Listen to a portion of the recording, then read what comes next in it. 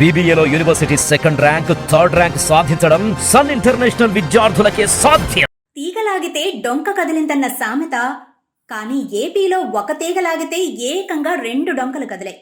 జగన్ హయాంలో వైసీపీ నేతల అక్రమ సంపాదన, భూ కబ్జాల వ్యవహారం ఏ స్థాయిలో జరిగిందన్నది వెల్లడి అవుతోంది.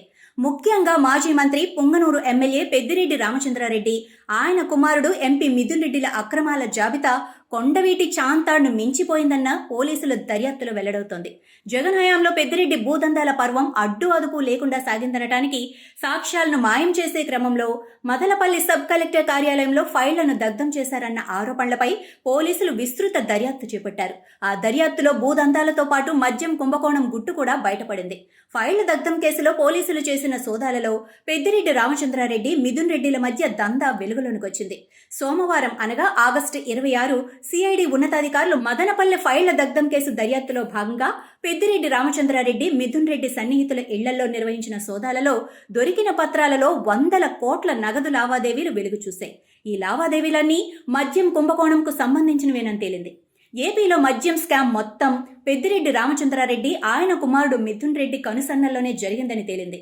డిస్టిలరీలను లాక్కోవటం దగ్గర నుంచి విచిత్రమైన బ్రాండ్లను ప్రవేశపెట్టడం వరకు కమిషన్లు దండుకోవటం సహా పెద్ద ఎత్తున అవినీతి జరిగింది. అంతేకాకుండా మద్యం విక్రయాలు మొత్తం నగదు లావాదేవీలు జరపటం వెనుక కూడా కుట్ర ఉందని వెల్లడైంది. మదనపల్లి సబ్ కలెక్టర్ ఆఫీసులో ఫైల్ తర్వాత అధికారులు పెద్దిరెడ్డి సన్నిహితుల ఇళ్లలో సోదాలు నిర్వహించారు. హైదరాబాద్ సహా పలు చోట్ల నిర్వహించిన సోదాల్లో కీలక పత్రాలను స్వాధీనం చేసుకున్నారు. అక్కడే లిక్కర్ కేసుకు సంబంధించిన సాక్ష్యాలు కూడా దొరికాయి. ఇప్పటికే వాసుదేవరెడ్డి దగ్గర తీసుకున్న వాంగ్మూలాల ఆధారంగా ఆ సాక్ష్యాలను విశ్లేషిస్తున్నారు.